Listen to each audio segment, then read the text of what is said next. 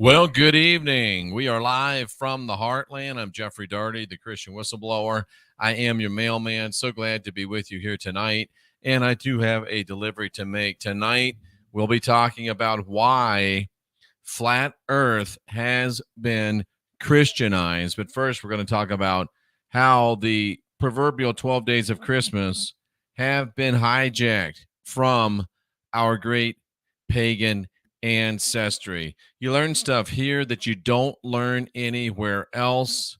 I have a feeling that's why people like Missing You are here. Tammy Miles, Stewie PD, Brian Roy, Colin Braniff, Rowdy Pagan, I Am Nancy, and people like Steve Fletcher, people like Charles Green, people like, Charles Glenn, and people like Cruz Michael, Jan Semp, Christy Daniels, Nina, Light Infantry, Carmen, Ellen NKY. We can only imagine that's Kentucky. Sean O'Vision, Snake Dragon, Snake Dagger, Karen Steele, Rachel Ray, Steve Borg Resistance, I Am Nancy, Observe, Dana Young, Gia, lots and lots of people filing in. Eric Daly, nice to see all of you. So before we get into what promises to be a great deep program, Enslaved by Truth says that Flat Earth has been retardized. Absolutely 100% agree with you. Absolutely 100% agree with you. Let's talk just a little bit about something that, frankly, has already changed my life. You know about the 12 days of Christmas. My true love said to me, blah, blah, blah, blah, blah, right?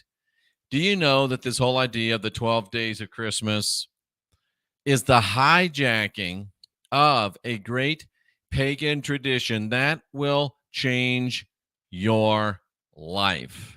Guaranteed, if you put it into practice. I haven't even talked to Cynthia about this hardly. The 12 days of Christmas, they're actually the hijacked Celtic omen days. And I believe it was Marnie that sent this to me.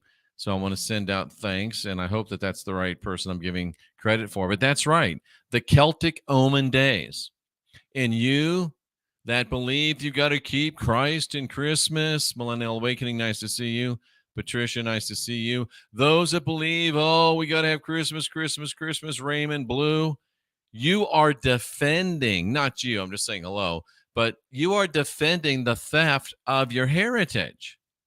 And tonight, Holly, Emperor Rex, tonight I encourage you to receive the restoration of an empowering pagan ritual of hope and understanding. Tonight, I encourage you to open your hearts and your minds to the idea of the Celtic omen days. Zeus Crowley's here. Joyce Catalari is here. And surprisingly, these 12 Celtic omen days are here, like Cheryl Ann, to help give you insight for the coming year. Ben Brandt, I want to say hi to people as they come in. So I'm encouraging you to do what I did and what I'm doing. And it's already changed my life. Abraham Ramirez speaking positively of it as well. Each day from December 26 all the way through to January 6, each day represents the corresponding month of the coming year. So, for example, December 26 would reference January. Today, December 27 would represent February, and so on. Thank you to David McDonald for a $10 tip. And I was remiss yesterday, I think, because we got so busy that I might have missed a couple of tippers yesterday. Bobby G, $50 tip. We didn't miss that one. So that was the only one. That was a good one. And David McDonald, thank you for a $10 tip today. It's very much appreciated. So each day represents a month in the upcoming year. Each day represents a month in the upcoming year. Somebody please ban that bot there, please. Thank you very much. So, as you look at it, as you think about it, and I did this today, I am gaining insight for the upcoming year by stopping, by looking, by listening, and employing the great heritage of our 12 Celtic omen days. And folks, part of the Judeo-Christian plan is to distract pagans from the omen days, to distract us by silliness and materialism. Now, this doesn't mean that every Christian that you know is trying to distract us from the omen days, but the people that run the show, not necessarily the ones you know, but the ones that run the show know, and they are trying to distract pagans from the omen days. And then the ones that you know go along with running the show, so they become complicit. This is serious stuff. And this is why they want to steal it from us, as Gia says. But Gia, I have to take offense, not offense, but I have to disagree. They haven't stolen anything from us, Gia, because strangely enough, we've given it away. So sad. So sad. And I wanted to share with you what happened to me today, February, right? So I'm sitting here literally in this same spot. I'm thinking about doing this because I read the article that was sent to me. And I said, okay, today is the 27th. Let me start thinking about February. And I live right on the edge of a national forest.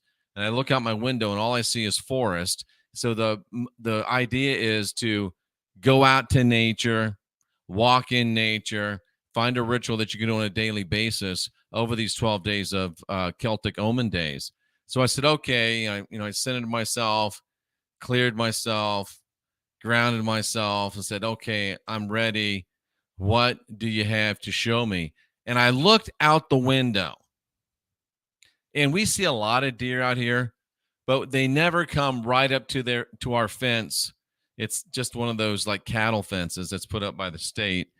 And there were 5 deer, not 1, not 2, not 3, not 4. There were 5 deer right there, closer than they've ever been, all in a little group. I'm standing at the window, and they're just looking at me like, yo, we were told to come here and give you a message.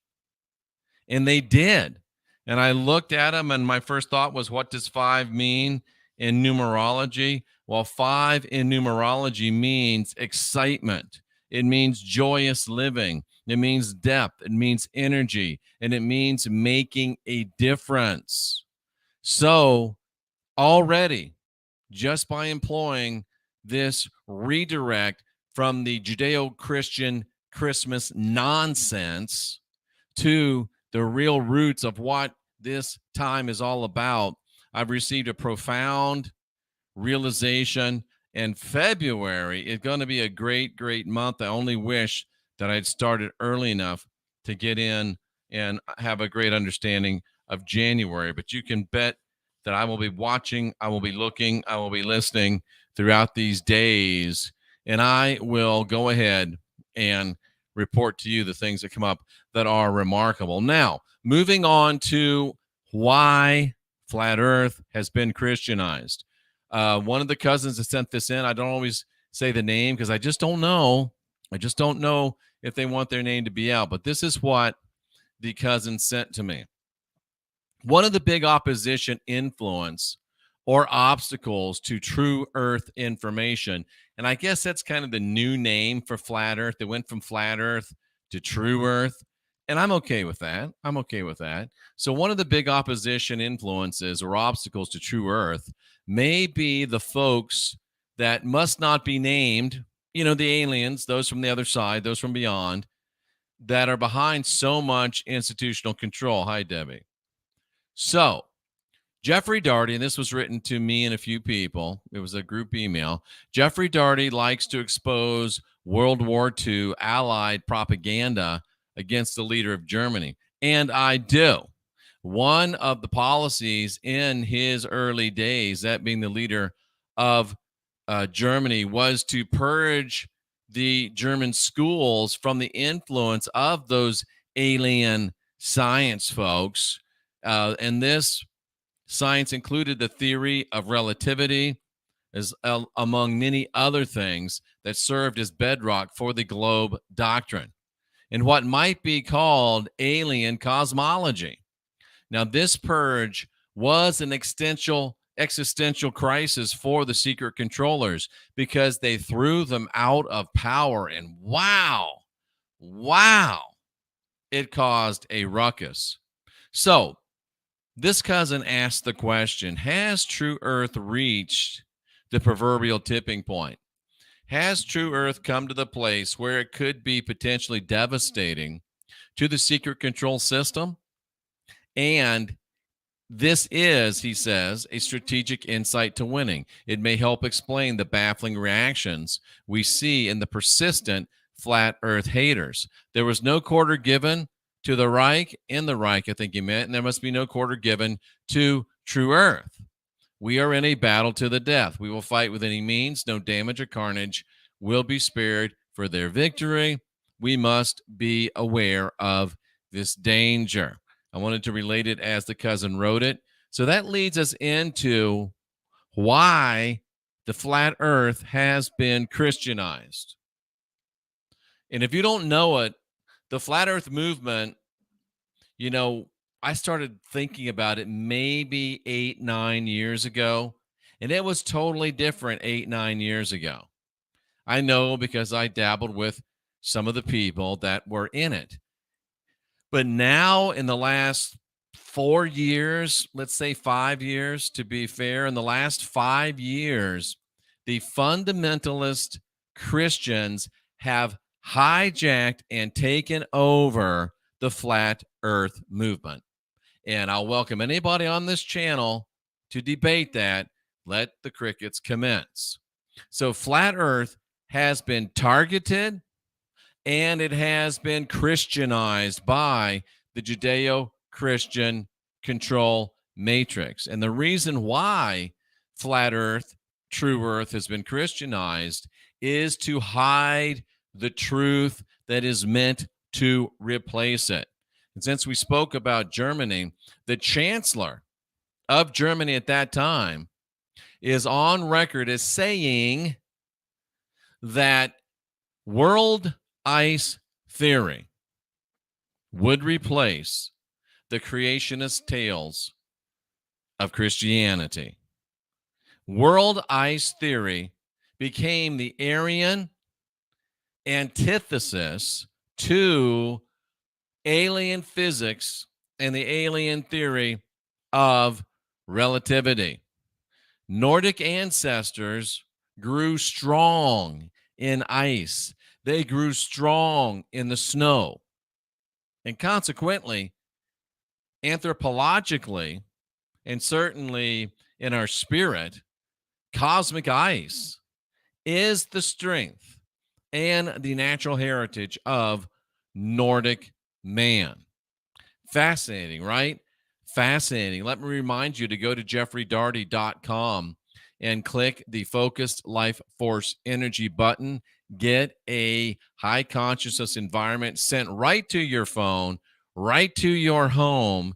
Get the best 5G and other non-beneficial energetic mitigation. Get the most beneficial energetic mitigation through musical products and things that are included with your service, and see the difference. Don't believe me? Well, you should check everything out. That's why they give you a 30-day money-back guarantee. And on the practical part of it, we encourage you to use NanoSoma. Go to jeffreydarty.com, click on the NanoSoma logo, and you can get something that will optimize your body and will knock everything out of you that's not supposed to be in you, no matter how it got in you. Joyce Catalari checks in. The cosmic ice is the strength and natural heritage of Nordic man. So, most of you have never even heard of world ice theory. That's how thoroughly the Judeo-Christian power structure has hidden and suppressed it. World ice theory, world ice doctrine, glacial cosmology, developed by a man named Hans Orbiger, posits that ice was the basic substance of all cosmic processes, and that ice moons, ice planets, and the global ether, which is made of ice, determine the entire development of our universe, of our system. Herr Orbiger promoted his new cosmic ideas not to intelligentsia, but he took his ideas to the general public. He took his ideas to the general public.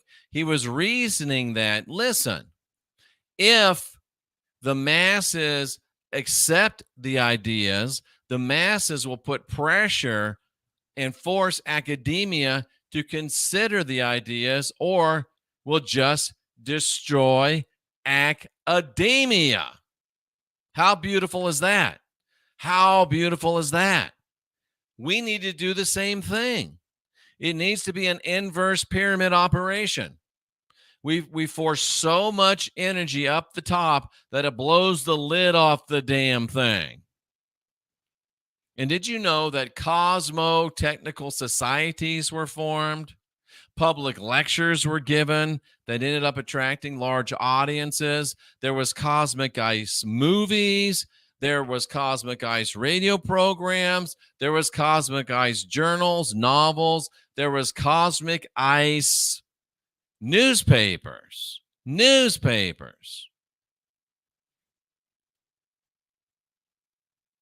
Just as we needed a child of pagan culture to pull us out of the alien politics in the first place, so we need a pagan to cleanse the world of alien science, World Ice supporters were known to say. They would say that the chancellor, by his very life, has proved how much a so-called amateur can be superior to self-styled professionals. It needed another amateur to give us a complete understanding of the universe. And if there's one thing we know today, in December of 2022, that the more expert level a person claims to be, the more of an idiot they are. Thank you, Ben. We know that the political experts are idiots. We know that the religious experts are idiots. It's the truth. And you know what? This just hit me. There's a kosher disclosure in the script. You call it the scripture if you're a Christian, but I call it the script because that's what it is. And what was the kosher disclosure in the script? It slipped my mind. Here it is. The kosher disclosure is that the gods have chosen the weak and insignificant things to confound those that are self-professed wise. And, you know, in our song that we often have in or out when we're not on YouTube, if I say that I'm a wise man, it surely means that I don't know. Today, we got a lot of people saying they're wise men. We got a lot of people saying they're wise women, and they surely don't know. So what do? We carry on, my wayward son. We carry on. And we take truth to power. We take truth to experts. But you know what? I found out for the last 14 years, I've been challenging them. I challenge Christians to come on and discuss or debate Christianity. Not one of them has had the intellectual integrity to come on and discuss with me. I challenge Christian identity people. Come on, discuss with me. Not one has the intellectual integrity. I've had several of them threaten to beat me up.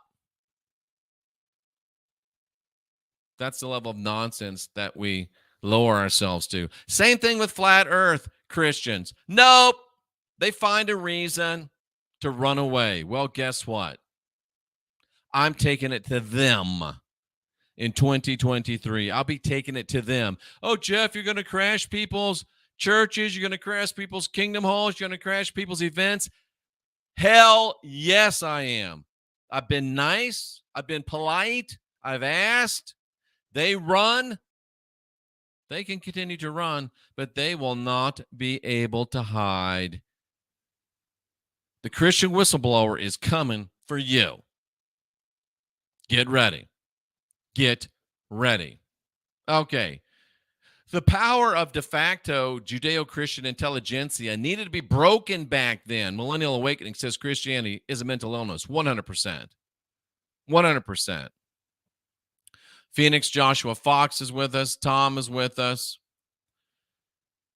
The intelligentsia needed to be broken back then, and it desperately needs to be broken again right now. We should follow suit and do these things too. Enslaved by Truth, we're glad you're here. Don't start preaching the Bible in my chat room. I'll open the phone lines. You can call in, but you can't spam the chat. The pagan gods are far more real than the myth of the God of the Bible. I prove that time and time again, week in and week out. Again, we imply you to call in, but we don't. We invite you to call in when we open the lines, but we don't allow you to spam the chat. Dagger, Wedding Crashers 2.0, Church Crashers, absolutely. Coming soon to a church near you.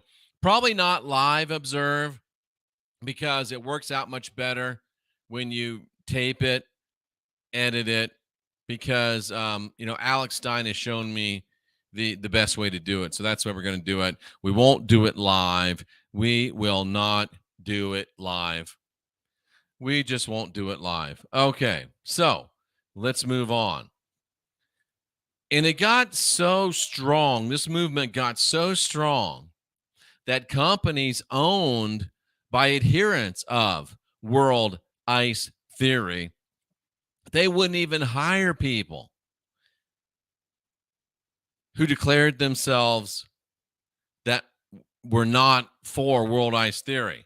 Could you imagine if we were so strong in our beliefs that those of you that own businesses and employ people would only hire people of like mind? Isn't that interesting? Followers even attended meetings of opponents and heckled them. Out with astronomical orthodoxy.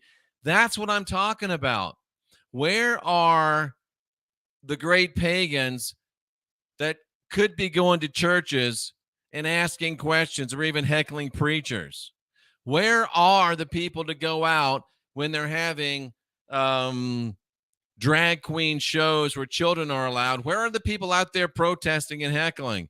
Where are the people out there protesting when the astronaut comes to the library or some other NASA nincompoop comes somewhere? We need to start looking for opportunities to get out from behind our microphones, to get out from behind our keyboards, and get out into the real world and start making a bigger difference. So observe, no, it won't be live, but it will be brought to you on the channel. Part of the appeal of world ice theory is that it did, and it still does, once you learn about it, represent an Aryan, a non-alien, all-encompassing alternative to a natural science viewed as alien and soulless. It got so strong in Germany that the Cosmotechnische Gesellschaft and the Orbiger Institute were actually set up, folks, actually set up.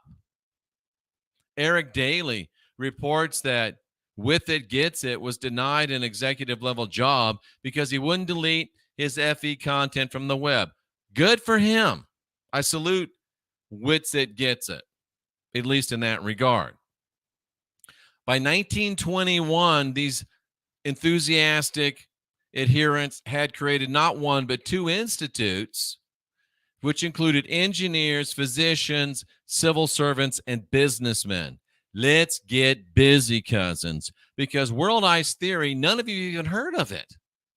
Worldized theory is not only hidden, it is suppressed. And how crazy is it that you've never heard of worldized theory when it was the foundational worldview of Germany, starting with the time between the First and Second World Wars? Hello, Linda Ferguson.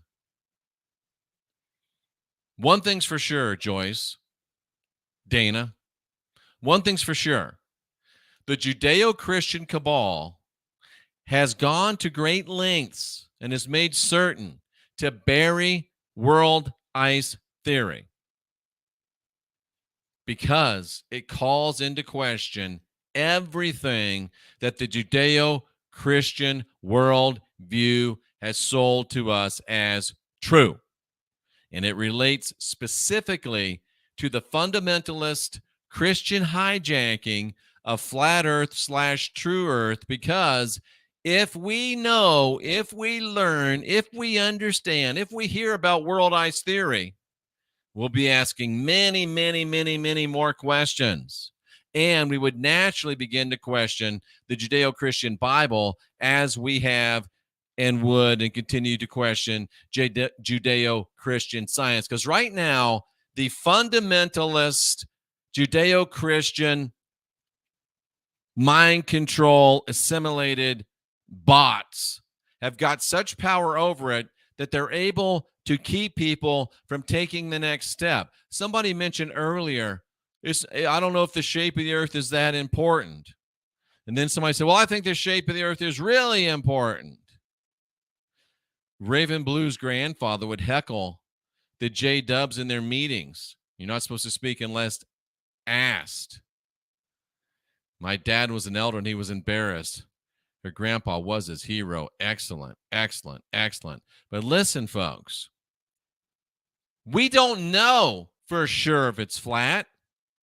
We don't know for sure if it's just super, super huge and round. We don't know. But what we do know is that they're not telling us the truth. All we've ever been able to see is flat. All we've ever been able to see is a plane. And we know for sure that we're not on a spinning ball. These are the things we know. But we've got to be careful not to get into camps that say, oh, it's got to be flat. Oh, hello, Dana. It's got to be this. It's got to be that. What we really know is that it ain't what they're telling us it is.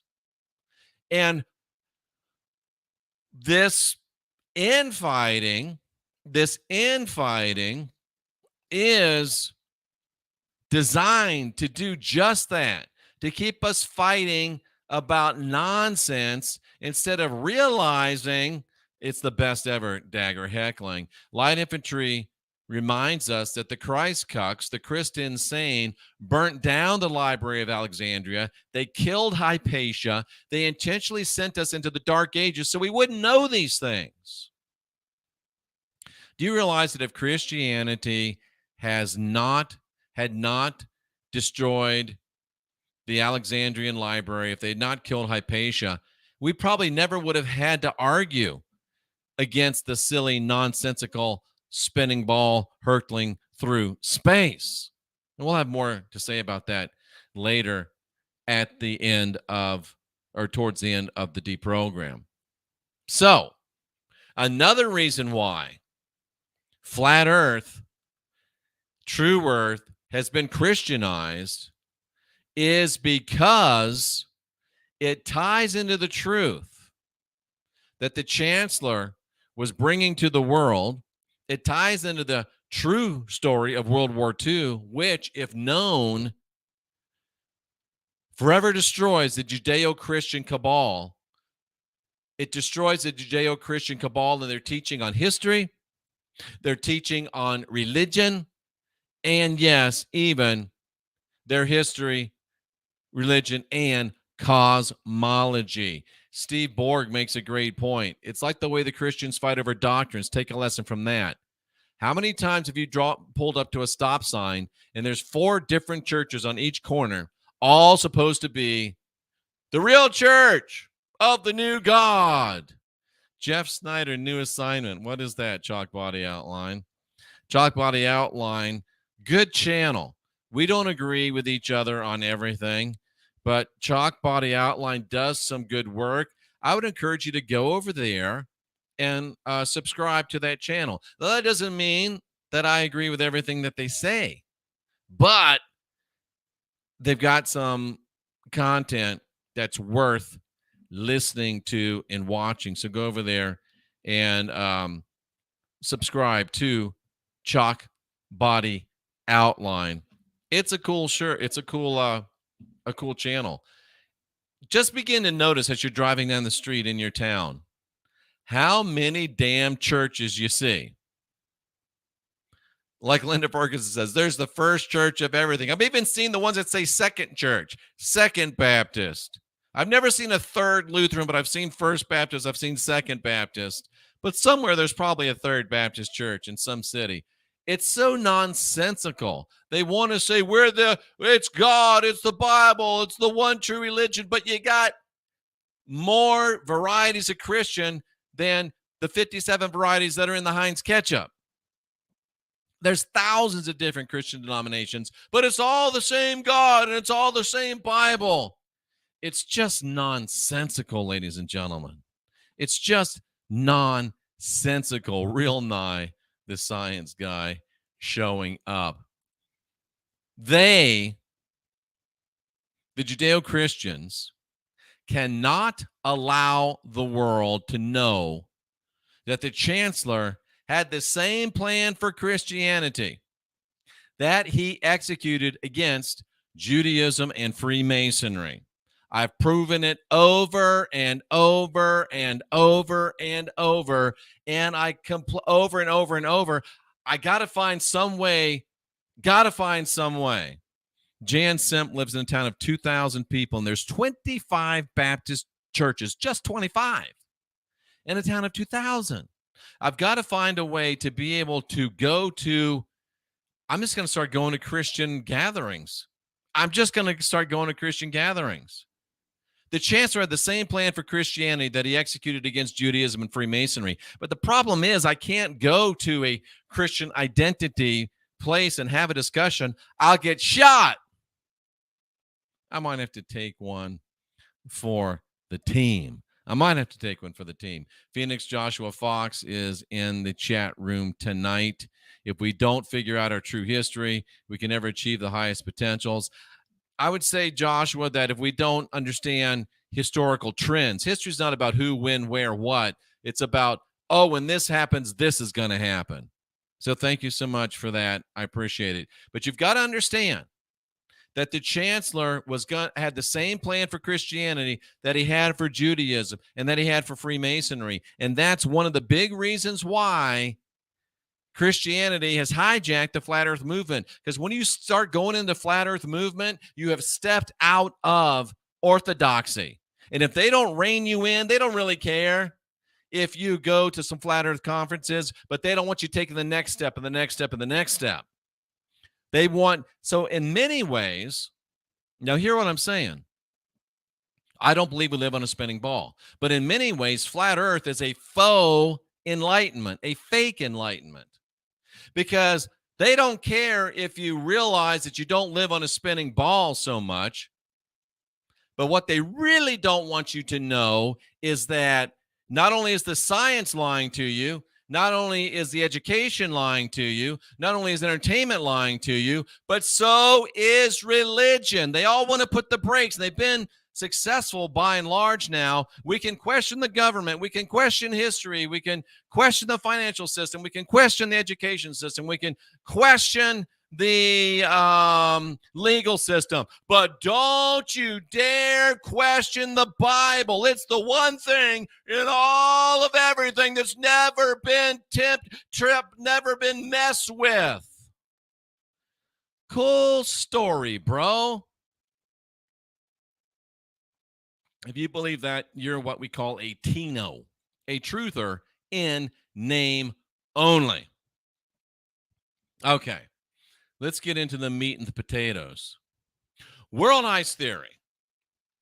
World ice theory suggests that the solar system had its origins in a gigantic star into which a smaller, dead, waterlogged star fell. So you got an active star and a waterlogged star falls into it. Doesn't matter for a minute. Doesn't matter for a minute about stars. Let's just think about the theory. And the impact caused a huge explosion that flung fragments out into space where the water condensed and froze into giant blocks of ice. After the deprogram, go outside and look if you can see the Milky Way. And a ring of such blocks, a ring of ice formed, which we now call the Milky Way. Go up and look at the Milky Way tonight and see if it doesn't look like a big band of ice blocks, cubes. We see the ice blocks on the move in the form of meteors. They even have some kosher disclosure by telling us that comets are ice. We see these meteors, and when one collides with the Earth, what happens? It produces hailstorms over a wide area of many square kilometers. And when one falls into the sun, it produces what? A sunspot.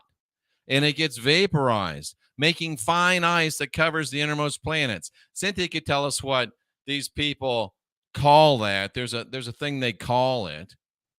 But what if it is just that? And it's also claimed that Earth's present moon is not the original moon.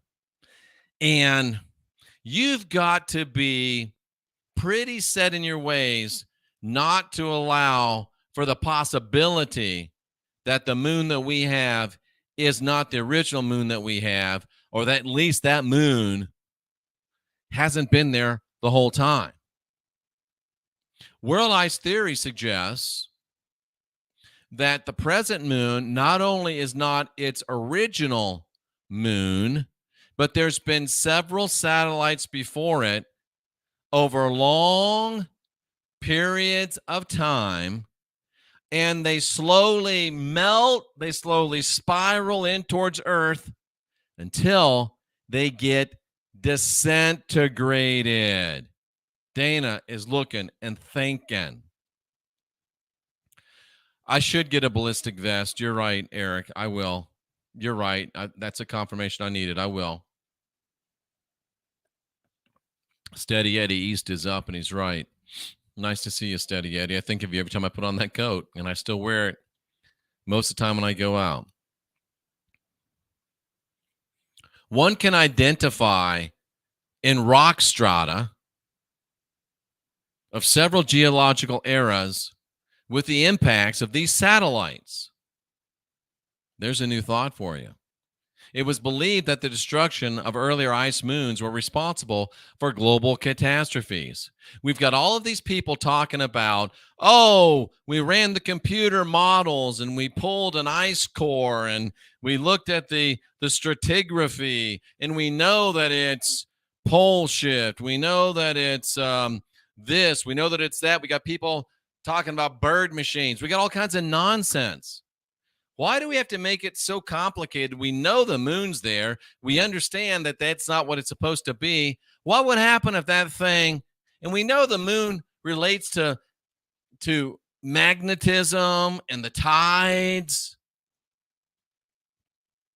Is it such a stretch to think that if the moon is acting weird, it's turning weird, it's in the wrong places? Is it starting to fall, and could the impact of moons be responsible for these catastrophes? Isn't that a much more Occam's razor type of an explanation? I'm just suggesting it. And the last such impact in the capture of our present moon is remembered in many myths and legends across the fruited plain. Horbinger's ideas have much in common with those of Immanuel Velikovsky, who I've read extensively. And astronomers generally dismiss our views. They dismiss the views of world ice theory and call it a carnival. They call it a carnival. Interesting stuff. Interesting stuff. So we're trying to open your horizons, give you new things to consider. Research published in the journal Science. It's a fairly reputable journal, Science. It estimates, listen to this, in light of world ice theory, Stormy reminding us that many of the native elders speak of the arrival of the moon in the times before it was here. Science estimates that up to half of the water in the solar system,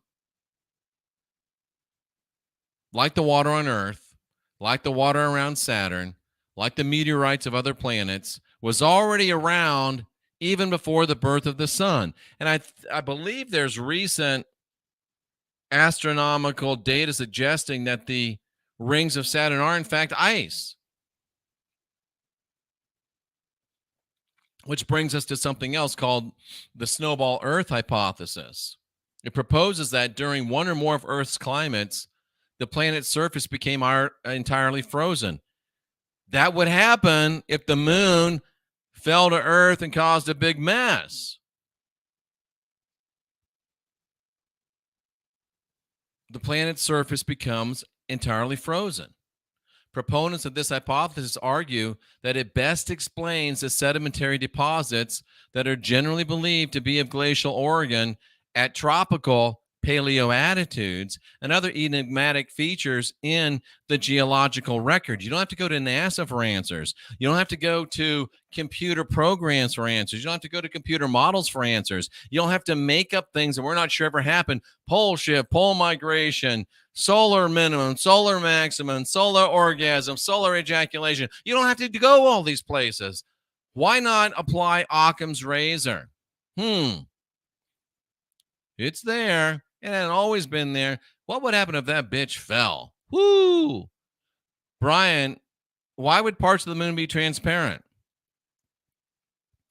Well, if it was made of ice, that might be one thing to think about. Long before the idea of global glaciation was first proposed, a series of discoveries occurred that accumulated evidence for ancient glaciations. The first of these discoveries was published in 1871 by a man named Thomson, who found ancient glacier reworked material called tillite in Islay, Scotland. Similar findings followed in Australia in 1884 and India in 1887. A fourth and very illustrative finding, which came to be known as Ruch's moraine, was reported by Hans Ruch in northern Norway in 1891. Things to think about. Now, the chancellor said, legend cannot be extracted from the void. The chancellor was saying, you can't take away legend and what is referred to as myth out of the narrative, because mythology is a reflection of things that have existed and of which humanity has retained a vague collective memory. And chief among these, as I see Smoochie sneaking in, chief among these is the ubiquitous, that means everywhere all the time, the ubiquitous belief in a huge cosmic disaster. Now, world ice theory simultaneously incorporated Aryan, pagan ideas and conceptions of race, space, and mythology all into one workable, natural, pagan, non-alien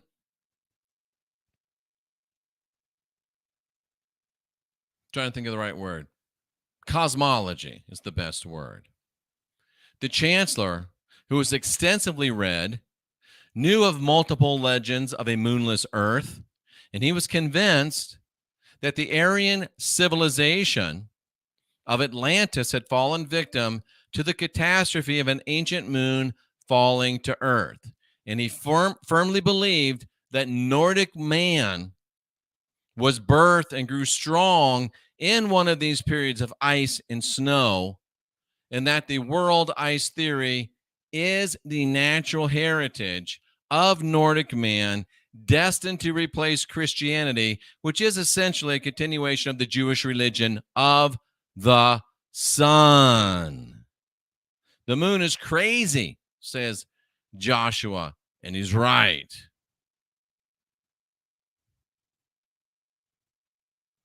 I wonder if the chancellor saw the fall of Judaism in the repeated falls of the moon, which is the base of their religious calendar.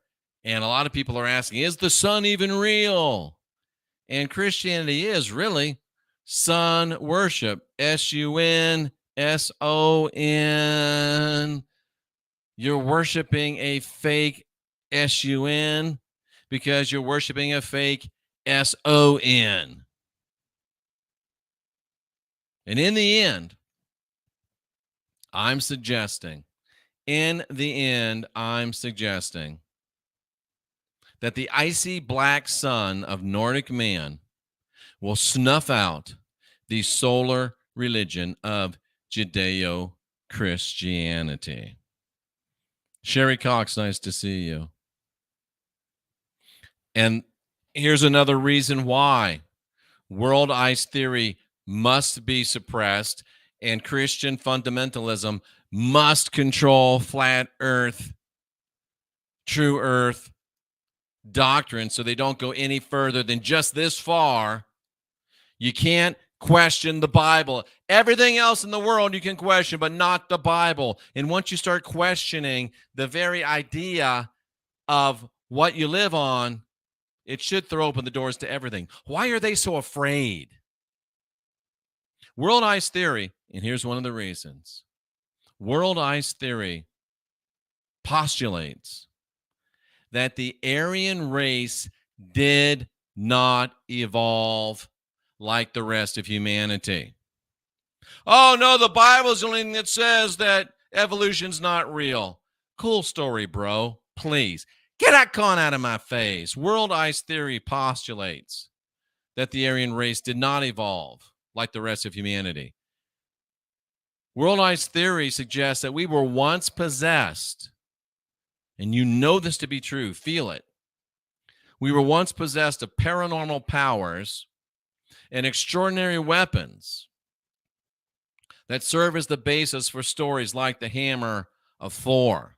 World ice theory advances the idea that this had nothing to do with natural thunder and lightning, but part of these stories come from the fact that the ancient Aryans had already mastered electricity, which makes a lot of sense. How could we live in the far reaches of the north? Well, it would have been a lot easier with a little electricity, wouldn't it? You see, world ice theory would show that both Darwin and the Bible were wrong, and that Aryan man had incubated in the Arctic world before the founding of Atlantis, when we descended from the heavens, either literally or from above, coming down out of the north. Judeo-Christianity can't allow this because Judeo-Christianity can't survive this. And it's my assertion that this idea of the Aryans descending from heaven, the Aryans coming down from above, whether it be above or just north coming down, that it dovetails with the arrival of the Tuatha De Danann. And in fact, it's essentially the same event. For from the polar homeland will come the black sun, the mystical source of energy that's already regenerating our great race. And as you sit back and you look at this and you consider this, it's really easy to see why these ideas are so terrifying to Judeo-Christianity. The entire superstructure of Judeo-Christian power lies in its clergy and in its science. World ice theory threatens to render both obsolete. Let's talk a minute about the Tuatha Dé, the folk of the goddess Danu. I'm telling you, folks, it all started in Ireland. Why would the word folk, which is normally associated with the German Volk, why would it be in Irish lore? I'm telling you, what we know as Aryan began in Ireland, and we'll move on and prove that in the days and weeks and months to come. It's important. The Tuatha Dé is called the tribe of the gods, a supernatural race in Irish mythology. Mumsy Bear, Cloud Leopard, nice to see you. A supernatural race in Irish mythology, representative of deities of pre-Christian Ireland. The Tuatha Dé are often depicted as kings, queens, druids, bards, warriors, heroes, healers, folks like us. Craftsmen that had supernatural powers. This is what the chancellor saw, and this is what I see. This is who we are. When I say we're divine, sovereign, and free, we're the Tuatha Dé. When I say that we weren't born with original sin, we've got the spark of divinity within, I'm talking about the Tuatha Dé.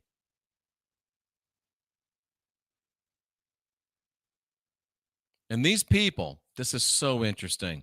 If you get this, it'll change your life.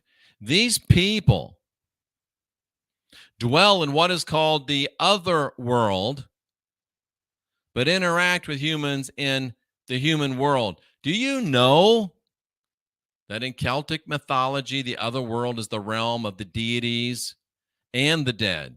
It's a supernatural realm of everlasting youth, beauty, health, abundance, and joy. It's described as a parallel world that either exists alongside ours or exists beyond the sea or possibly under the earth. The other world is usually elusive, and the only way to get there is by invitation from one of its residents. And they're not inviting the fundamentalist Christian flat earth ideologue. I'll leave it there. The other world is reached by entering burial mounds, caves, or going across the sea. Do you get it? Do you understand it? Folks, we are deities. When I say we've got the spark of divinity within us, I mean it. We are really residents of the other world. Who is, Jeff? Well, it's one of those things if you have to ask. But if you know, you know. The other world is our home. It is our realm. And we can live in it even while we're here. More kosher disclosure. What did Plastic Jesus say? Plastic Jesus said, we are not of this world. We're not of this world. He also said, you're in the world, but not of the world. It's called kosher disclosure. We are of the other world. We're in this world, but we're of the other world. We should live in supernatural everlasting youth. We should live in supernatural beauty. We should live in health, abundance, and joy. And until we accepted the lie of original sin, we dead. And if you can get the lies of Judeo-Christianity out of you, you will have your youth return. You will have your beauty return. You will have your health return. You will have abundance and joy return, because you will get this nonsense out of your mind that you're filled with original sin and that you need a savior. And you'll realize that you are the spark of the divine, and you will begin to live a life that will blow your mind and will be more fine than you can even imagine. And when you get that mind about you, guess what happens? You will be invited by one of the residents of Otherworld to come on home. To come on home. Maybe the Otherworld is this place called Valhalla. I don't know. And gentlemen, and some of you ladies will really like this. And I'm not against it. Trust me. An otherworldly woman. And you know she got to be beautiful. You just know it. An otherworldly woman. Listen to this and understand why they can't allow you to realize the lie of Christianity. And look at what they've stolen from us. They stole everything about Christmas from us.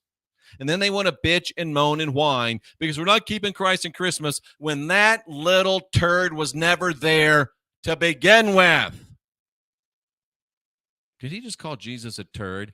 I shouldn't have called him a turd. I apologize. You should have called him a little bitch. That would have been more accurate. But an otherworldly woman may invite the hero into the otherworld by offering an apple. So the book of Genesis makes Eve the bad guy because why? She offered an apple to Adam. And then Paul, probably really Josephus, probably a eunuch, probably a transsexual, or just made up altogether. Paul goes out of his way in the New Testament. This is part of the Bible that none of you Christians that lack integrity will talk about because, well, you can't explain it. Paul said, it wasn't man that sinned. It was Eve. Ladies, they're blaming all of it on you, and you still keep paying them money. Do you see what's going on here? The real story is that Eve is representative of the otherworldly woman / goddess who was inviting Adam or man into the otherworld with an apple.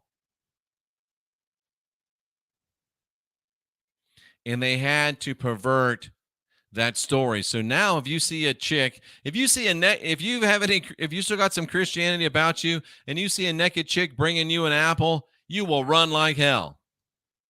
That's why no beautiful goddess will ever be bringing your dumbass an apple if you're still all ed up with the plastic Jesus. But anyway, and remember a ball of thread. How many times have we seen that in Grimm's fairy tales?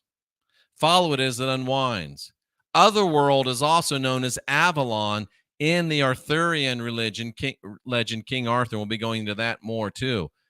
See, if you listen to this and you hear this, it's just amazing.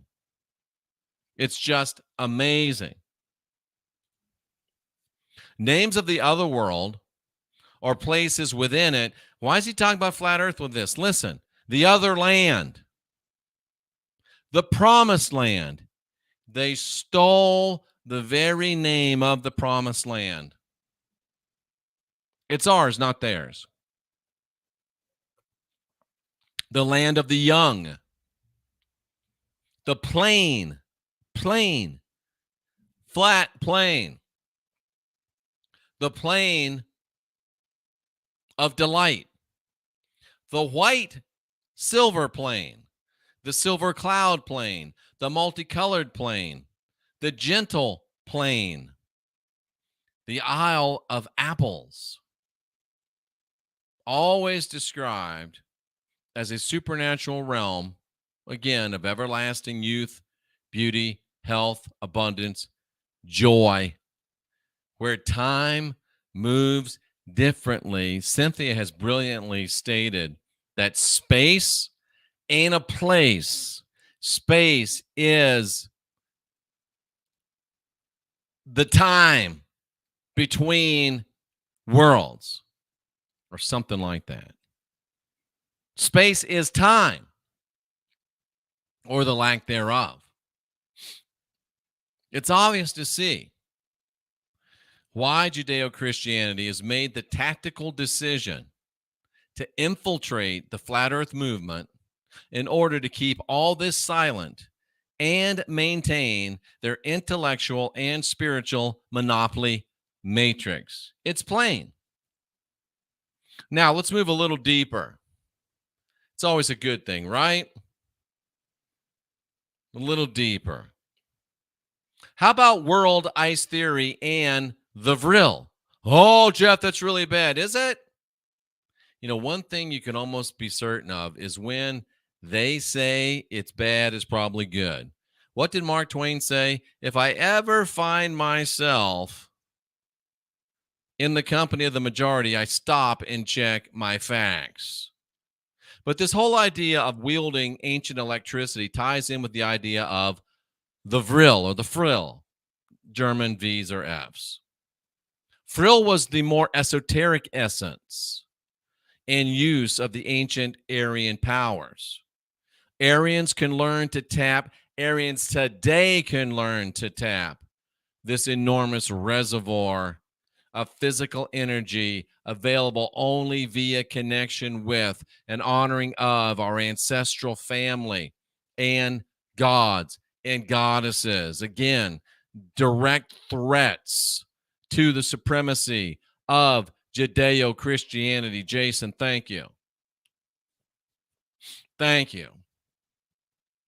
Deep and WEI, I'm sorry, I slipped because I did know German. WEI would be the German way to abbreviate it, but deep world ice theory related esoteric knowledge speaks profoundly to those in the flat earth, true earth movement. And the Chancellor's Arctic excursions may well have been a search for a place that's called Midnight Mountain, a polar tradition. And conversely, the United Nations, get ready, Christian fundamentalists, flat earthers. The United Nations, with its blue polar flag, represents the Judeo-Christian, New World Order, Rosicrucian, Freemasonic attempts to capture the Midnight Mountain, the Blue Island, before, and this goes to what we say at the end, I just realized it, before we Aryans can reclaim it and have its secrets reopened to us. Do you know that by the end of World War II, the Black Sun had even begun to emerge on German aircraft in the polar region? I don't know if you can see the Black Sun. That's my Black Sun is this symbol on my ring. That was on German aircraft by the end of World War II. Isn't that interesting? The Black Sun, the Schwarzsonne, you know what it is. Judeo-Christian allied forces. And if you don't know that it was Judeo-Christian forces that forced World War II, then you don't know much. You really shouldn't be here. Go back to the kiddie table. Start from page 1. Judeo-Christian allied forces had become terrified by 1946 that the expanding and exploding UFO phenomenon was not an invasion of little brown men from the dark side of Uranus. It's been a long time since we've had a Uranus joke. Thank you, Nina. They knew, they've always known that it wasn't people from out there. It was people from over there. They weren't extraterrestrials from Venus, Mars, Neptune, Uranus. You have to have your head stuck in Uranus to believe this. But they were from extra territory, just like the word says. See, this is the problem with Christians. I can go on a show, it's been a long time, and I can say, Jeff, what's wrong with the Bible? Well, let's start with the fourth word of the Bible. The fourth word of the Bible. In the beginning, God. God, fourth word. Tell me what the Christian God is. And then all I do is read what the word means. The fourth word in the Bible, God, is Elohim, which means gods and goddesses, male and female, plural. 4 words in, and I've wrecked your whole silly, nonsensical religion. But you see, a Christian, it's just you, Vicky. A Christian will look at that word and say, nuh-uh, nuh-uh, because they become so captured in their mind, because for 1,000 years, they've been subjected to Judeo-Christian fear and guilt, blood magic, alien mind control. By 1946, they knew that the UFO phenomenon was not from people out there, but it was a physical and alchemical application of the Aryan frill. It's not out of focus. And if it is, then shut your eyes and listen. You're missing the point. They knew that it was a physical and alchemical application of the Aryan frill. They saw the black sun as us sinking into the mastery of self-discovery, and they were right. And it's easy to see why the Judeo-Christians were terrified then, and it's easy to see why the Judeo-Christians are terrified now. Are you beginning to pick up what I'm putting down? Are you beginning to pick up what I'm putting down? Are you beginning to get it? Are you beginning to get it? I wonder. I wonder about a lot of things, but I'm not going to talk about them right now. Let's talk about world-eyes theory and Thule. Oh, Jeff, that's Thule. Actually, it's Thule. And it's kind of important to me because, again, it shows, and we go back to our last screen, Christians don't believe the words on the page. They believe what they're told. Thule is a German word. And according to the rules of our language, when you have a word that is a proper noun, you don't translate it, you just bring it across. Thule. You can call it Thule, but it's really Thule. And the only reason to call it Thule is because, well, you're lazy. And not only is Thule an idea, Thule is a place. So if you want to call Vienna, go ahead. Makes you look a little retarded, but you can do what you want to do. You can do what you want to do. Phoenix Joshua Fox said they had a blue moon in the last lunar eclipse a month or so. And just by way of announcement, many of you know Brian Rue, who for 7 years has been the president of the Thule Society. 7 years, great.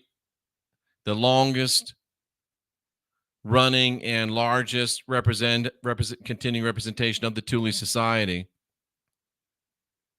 Well, Brian Rue has resigned as the president of the Thule Society, and it's my great honor and privilege to have been selected by the executive committee of the Thule Society to be the new president of the Thule Society.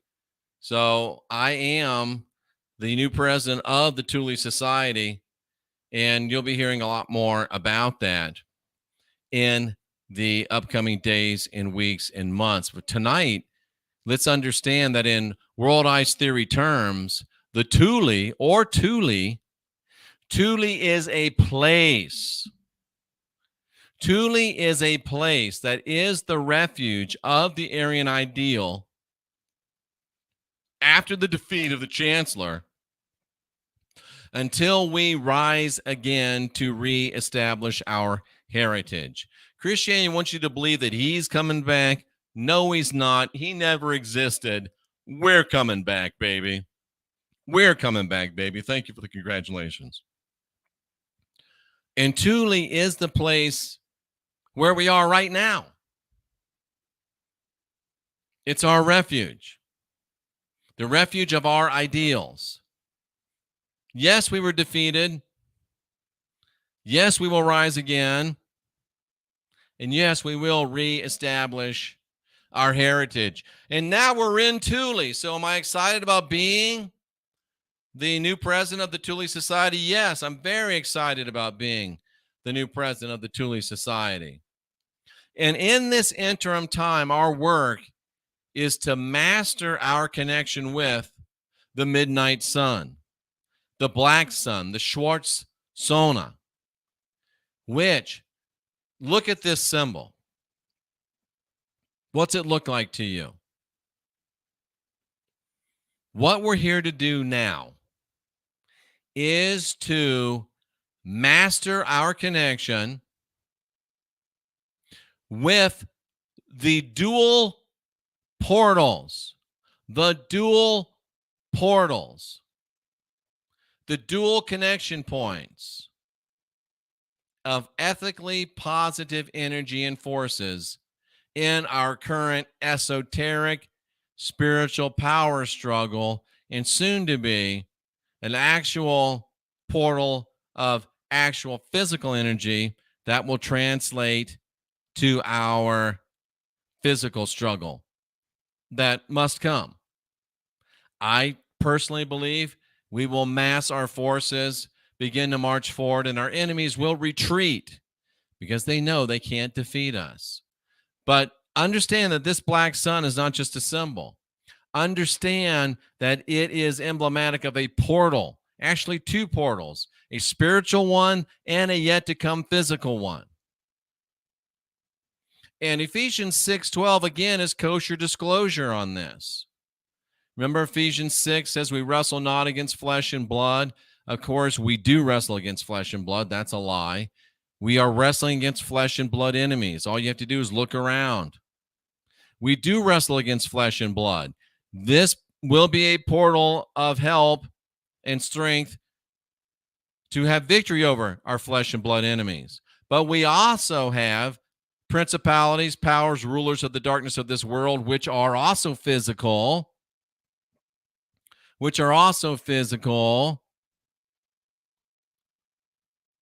Thule was located in the great north. I'll get to it. It's a good question. But we also wrestle against spiritual wickedness in high places. So this black sun, that's why I wear it as a ring on my finger. This black sun is the portal through which you get the energy to connect with the midnight sun, to connect with ethically positive energy in our current esoteric spiritual power struggle. And it also will be, and is becoming now manifest, as a physical portal of physical energy that will help us defeat spiritual wickedness in high places and the physical powers that we will to fight. You know, everybody's talking, the black sun, or Planet X. What else they call it? Nibiru. We're all scared of it.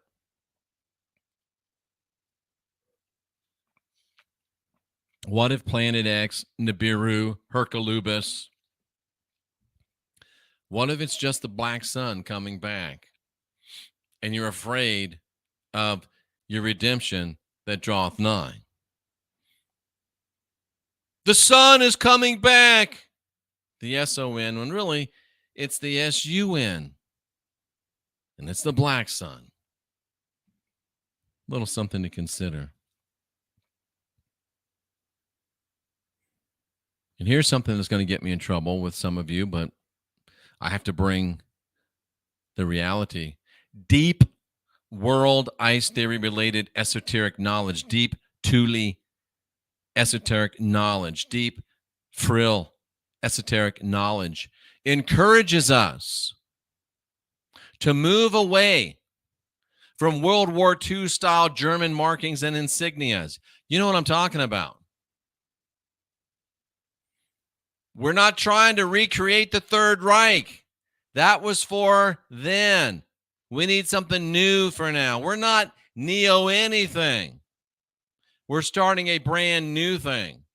And I encourage all of us to move away from World War II style German markings and insignias and move to the exclusive use of the black sun, which is the true symbol of the current phase of our struggle. That other symbol was for another phase of our struggle. Even the chancellor said so.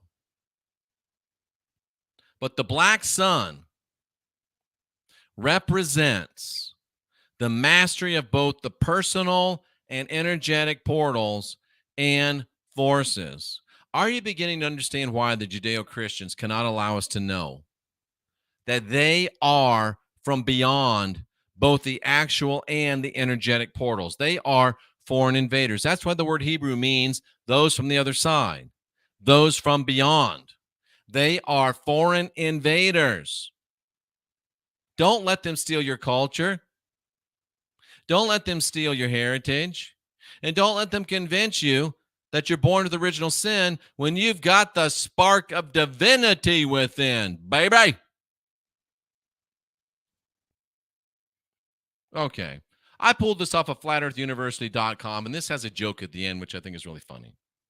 Here's more reasons and more examples of Christian duplicity. Martin Kenny, some of you know the name. Martin Kenny has it, and he has it almost exactly wrong.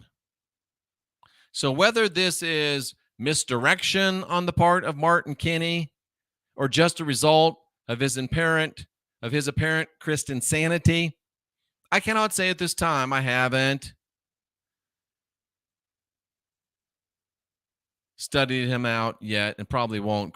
Steve Borg says the black sun is 10 times the power. Are you referencing that, Steve, or are you just excited? Because I can go either way, but I wondered if you had some data on that. That's amazing. So is Kenny just wrong, or is he just Christ insane? Not sure. However, this little diagram that he drew is really enlightening to the true reality of our realm and the unveiling of our Aryan heritage of world-ized theory. Except he's got it completely kind of back-ass words and discombobulated, but it's interesting. Both, says Steve Borg. Excellent.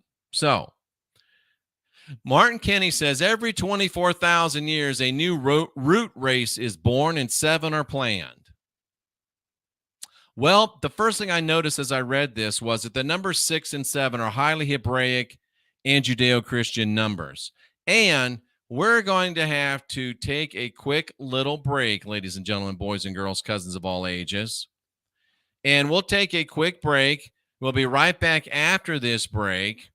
And we will be bringing you more Late Night in the Heartland right after this break. And I don't really know what this sounds like. I'm just picking it blind off of this menu. So let's hope we get a good one. You're listening to Live from the Heart, and I'll be right back after a very, very short break. And this one's called Into Space. Let's play it.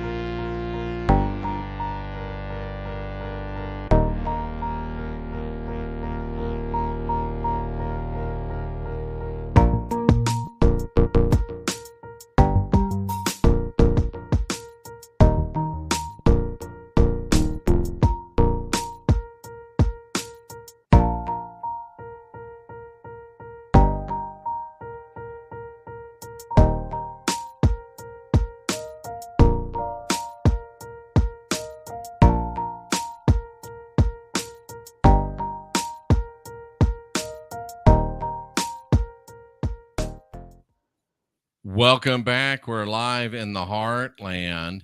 And for those of you, for those of you that are wondering, the shirt is a gift from Cynthia.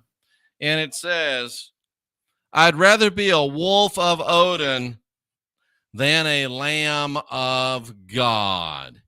I'd rather be a wolf of Odin than a lamb of God. So Martin Kenny tells us that every 24,000 years, a new root race is born and 7 are planned. He's right, but he's wrong.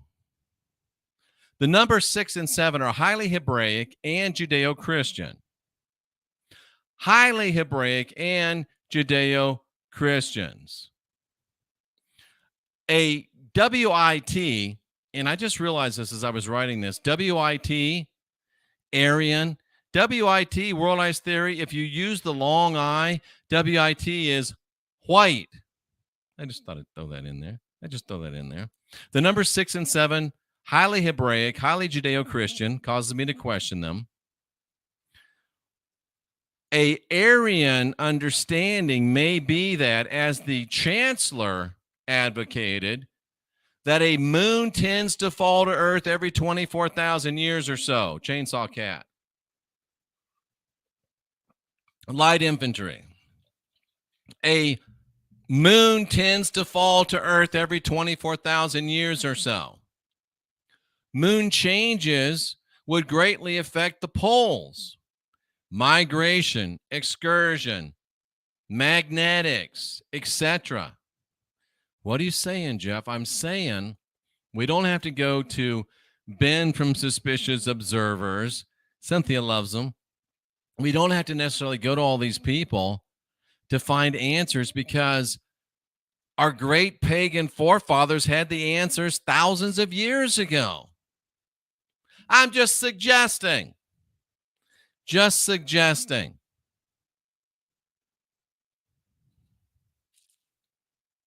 And then Martin Kenny says, the original or 0-point race is that from which all others flow. It's that from where the gods live. And if you can see on his chart, he correctly identifies it as Aryan here. The Aryan race is the 0-point race. The Aryan race is the race from where all others flow. The Aryan race is the race of the gods. But then, having correctly identified it here, he goes out here to number 1 and calls the Hyperboreans Africans. So he states that the blacks were the Hyperboreans and the first people of the human race. Martin Kenny teaches that the blacks were the first people created. This is either a mistake or a deception. I have to ask Mr. Kenny, if the Aryans were the original seed race, as you've said, then how could the Hyperboreans be black and be the first human race? The word Hyperborean means extreme north. And if there's one thing we know about the black race, they did not come from the extreme north. Let me tell you a funny story. I used to sell, we didn't call it timeshare, we called it vacation ownership, because it was Marriott, and it was really good. I owned a few weeks at one time. I sold them. But Hyperboreans are from the extreme north, and they can't be black. And I know for certain because it was either the first or second sale I ever made. I was in Lake Tahoe, and we sell the winter season for skiing and stuff, and we sell the summer season for enjoying the beautiful lake. And just a beautiful black family. And they said to me, Jeff, we're going to buy a week. And so me being me and being so excited that somebody was actually buying something from me, I said to them, do you want a summer week or do you want a lake week or a snow week? And the man stopped. He looked me in the eye. He reached across the table and he grabbed my arm and he said, Jeff, we're black. And I said, oh, lake week. He says, you got it. Martin Kenny, I don't know who you are, brother, but the Hyperboreans from the far north might have been many things, but black wasn't one of them. Black was not one of them. He also identifies the blacks as the Anunnakis, who were clearly Aryan Persians. Did he make a big boo-boo? I see it as a clear Judeo-Christian attempt at clear Judeo-Christian deception. The hard truth for some is that the Aryan race is the first and the last, the beginning and the end, as Mr. Kenny's chart accurately displays. The first and the last, the Aryans, the Hyperboreans, the beginning and the end, the Alpha and the Omega. Why? Because we love everybody. We want to tell everybody the good news. We want to help everybody. We want to spread great technology to everybody. So we spread it out. We spread it out. We spread it out. We spread it out. We go to the ends of the earth, and then we start over again. This is disclosure, but it's kosher disclosure by my estimation. And both the Old and the New Testaments are trying to steal from me and you. Isaiah 44:6. Thus saith the Lord, the King of Israel, and his Redeemer, the Lord of hosts. I am the first. I am the last. No, you're not, little bitch. We're the first, Aryans. We're the last, Hyperboreans. Revelation 1:8. I'm the Alpha and Omega, the beginning and the end, that which is, that which was to come. I'm the first and the last. No, you're not.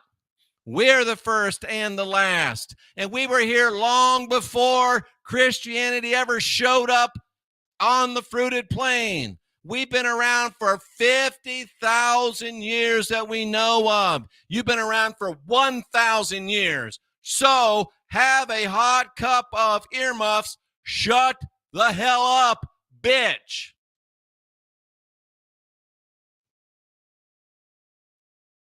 Judeo-Christianity is here to steal our culture, our heritage, and our world. Slap my face. That's not right. Judeo-Christianity hasn't stolen our culture. They haven't stolen our heritage. They haven't stolen our world. We gave it to them. But the good news is, all we have to do is take it back. Just take it back. And I'm telling you, we have to be prepared for war. But there won't be a war. As soon as they see us massing, they will run. I'm telling you, they'll run. I didn't really understand this. And every 24,000, he says, every 24,000 year cycles divided into 2,000 year periods. Currently, we're in Pisces moving to Aquarius. That's true. But is the overall idea crafty deception or just plain out error? Because the divisions are actually 1,000 years. Because I don't care what any of your gurus say, the majority of people that read and study and haven't been in places. Steve Borg, Cynthia got me another shirt.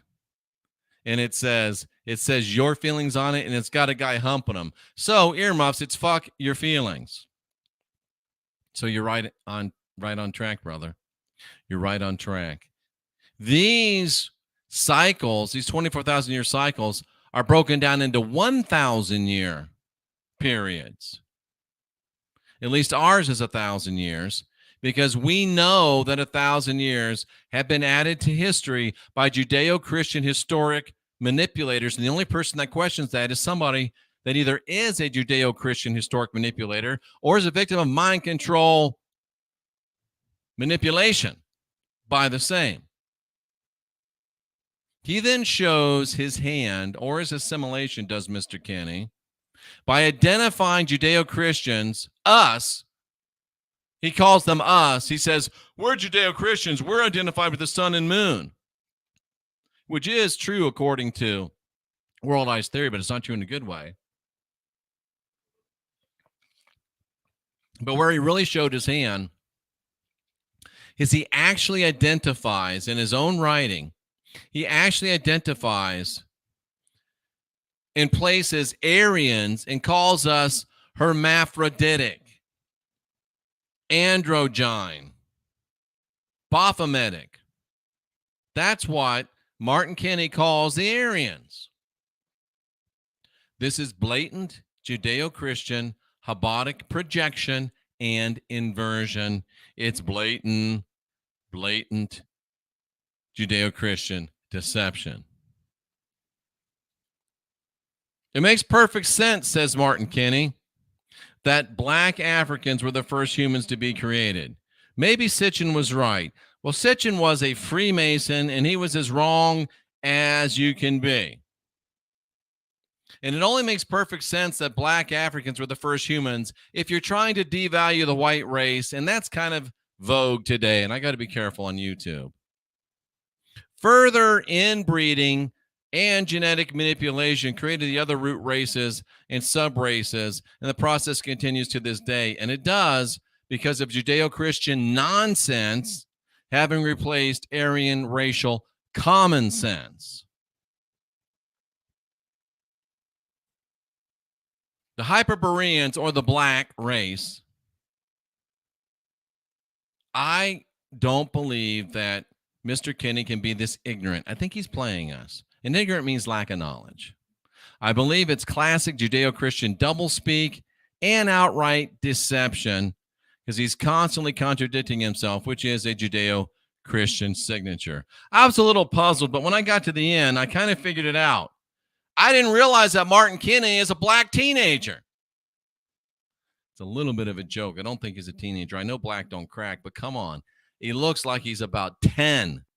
And he's got his science project for his 6th grade class. Now, I don't know if those dates line up or not, but come on. Really? Tell me he doesn't look like a black teenager. Now it all starts to make sense. Well, Jeff, I knew he was a Christian. Well, that little graphic I took off of his website. It's the first thing on his website. And God said, yada, yada, yada, Genesis 1:26.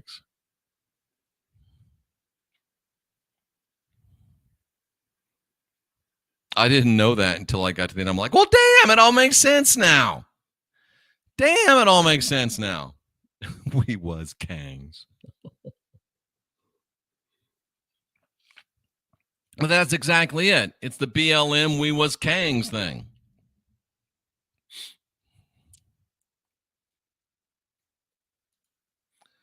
And that's the end.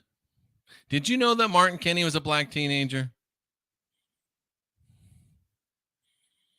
I didn't know, but now I do. We was kangs.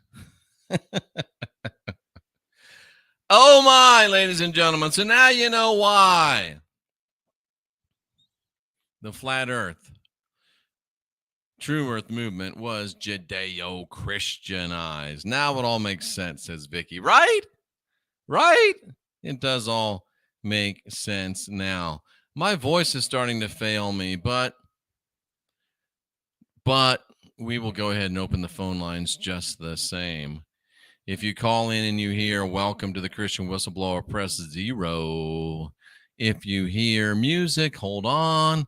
I'll get to you. Take it easy. Take it easy. And you got to be polite. You got to be interesting. This is the time for you Bible thumpers to give a call. Let the crickets commence. Here's the phone numbers. 913-279-0831. It's just one number. I don't know why I say phone numbers. More than one line, just one number. And I just had to pay for that again. $500 for the year. You know, I pay $500 for these Christians to call in. They don't have the integrity to actually come out from behind the keyboard. Threatened to beat me up. I had one threaten to come here and disable me. And I said, even if you did, that doesn't prove anything. But anyway, it's nonsensical, isn't it? You're live in the heartland. What's on your mind? Hey, this is Jen. How you doing today? Doing good, brother. What's up? Well, hopefully I can speak better today. Yeah, and remember we're on YouTube. Yes. I was going to tell you, it had, I'm so sorry, the computer wouldn't go off. You know, I've heard a lot of different people explain what the onyx means. And from what I understood was from other people, is that the loop of the ankh was the gods came in from the north.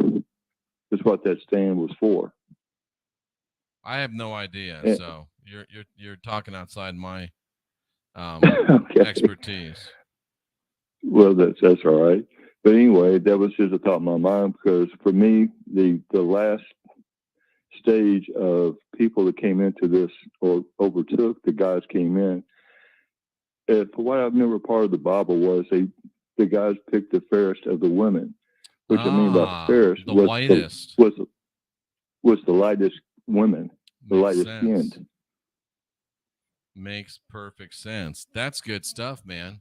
I appreciate it. That's really good stuff, Jim. Jim calling from Tennessee. Nice to hear from you. Oh, remember, tomorrow you can get guidance for what's going to happen in March if you open your mind and look for it. 913-279-0831. 913-279-0831. Hey, Jeff, what are we going to talk about tomorrow? I have no idea. None. But I guarantee you, by the time I sit down in this chair tomorrow, we'll have another great deprogram ready for you. Thank you, Vicki. 913-279-0831. Let me remind you that if you want to defund the cabal, go to jeffreydarty.com. Click on that big thing that says 99% of you don't have to pay taxes. My friend Paymon can help you out. Check out the Relax Sauna. Man, if you can at all work it out in your finances, get one of those. Don't get the cheap one. Get the good one. Change your life. Change your life. Even winging it. You're great, Jeff. Thank you, Nina. I appreciate it. What does that term winging it come from? I really understand winging it. I know that it's a saying, but winging it it doesn't add up to me. It doesn't track. I'm like, what do you mean wing it? What do you mean wing it? But anyway, so with that great information from Jim, we're going to call it a day, cousins. We're going to call it a day. So now we know why the Flat Earth movement has been Christianized. Now we know about the 12 Celtic omen days, and we still are left to wonder why the Christians never call. They get all pissy in the chat, but they won't pick up a phone. I don't know. But anyway, we appreciate you. We're so glad to have you here. I hope that you'll come back, and I hope that you'll always remember who and what you are, especially as we move into this most exciting time in history. And you are divine, sovereign, and free. You're not filled with original sin. You got the spark of divinity within. Don't go on bended knee to somebody else's savior. Create yourself. Unindoctrinate yourself. Because this world's going to be better than it's ever been, sooner than we can even imagine. And all we're waiting on is us. I salute you for being here seeking after truth. We'll see you again tomorrow night.